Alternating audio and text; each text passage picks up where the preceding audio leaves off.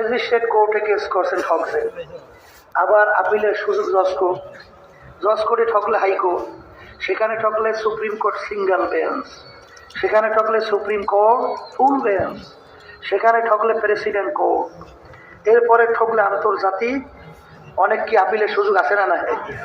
কিন্তু আখেরাতের যে 5টা মামলা আপনার আমার উপর দাঁড় হয়ে আছে, মৌতের মামলা, কবরের মামলা, মিজান পুলসিরাতের মামলা, যেই জিন্দিগির শুরু আছে আর শেষ নাই, ওই মামলার তদবিরের জায়গা কিন্তু দুনিয়াতে। একবার যদি খোদা না খাস্তা কেউ এই আখেরাতের মামলায় ঠকে, দ্বিতীয়বার আপিল কইরা জিতবার সুযোগ আছে? এই মামলার তদবিরের জন্যই ওই আখেরাতের জিন্দিগিতে আমরা যেন পথ চলতে পারি, বেহেশতে যেতে পারি, জাহান্নাম থেকে বাঁচতে পারি, এর জন্যই চরমনাই মাহফিলের ব্যবস্থা। কথা ঠিক না?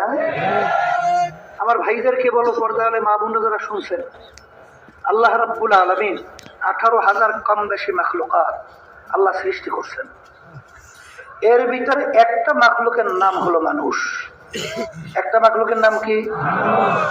আল্লাহ আমাদেরকে সৃষ্টি করলেন কেন?